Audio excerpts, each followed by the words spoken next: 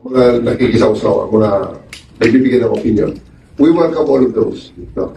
May mga statements nga lang na Welcome to Romis Update Channel.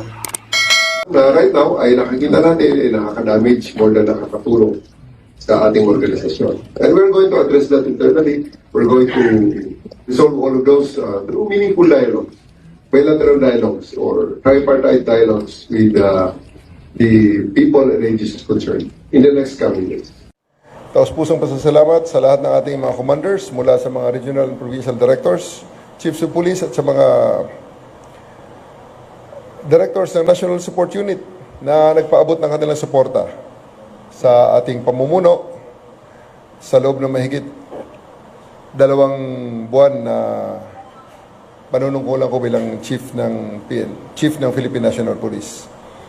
Kasama rin dito sa aking pinasasalamatan ang pakikiisa at pagtitiwala ng ating mga kasamahan sa mga informal organizations within the PNP, most especially yung APOLE, the Association of Police Officers Bilateral Entry.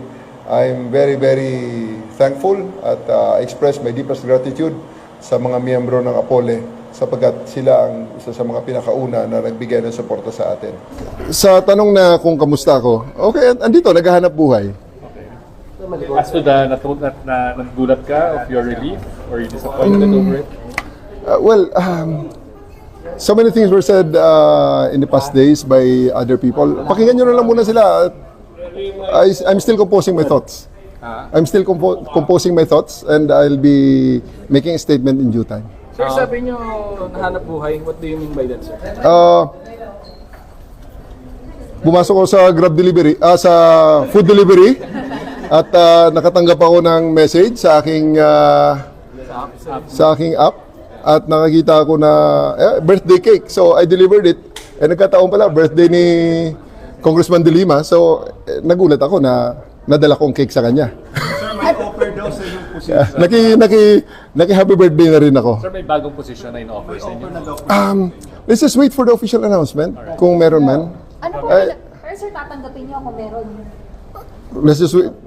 Masyado namang nauna ang karwahe dyan. Pag tatanggapin o hindi, wala pang ang announcement kung Pero meron man. nakausap na po kayo ng presidente. Executive privilege, pwede. Okay. Sir, you think yung pagtanggal sa inyo has anything to do with yung binawi na mga appointments mo? I'll make that will be included in my statement in due time. Hindi sa ngayon. Sir, anong pinag-usapan niyo ni Senator Laila? Ano po pinag-usapan niyo? Ma'am, cake delivery po.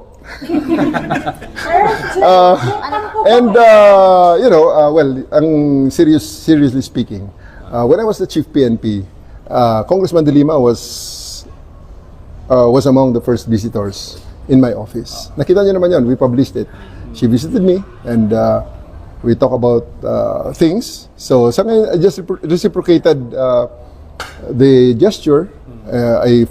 I found out that it's her birthday today. Actually, alam ko matagal na.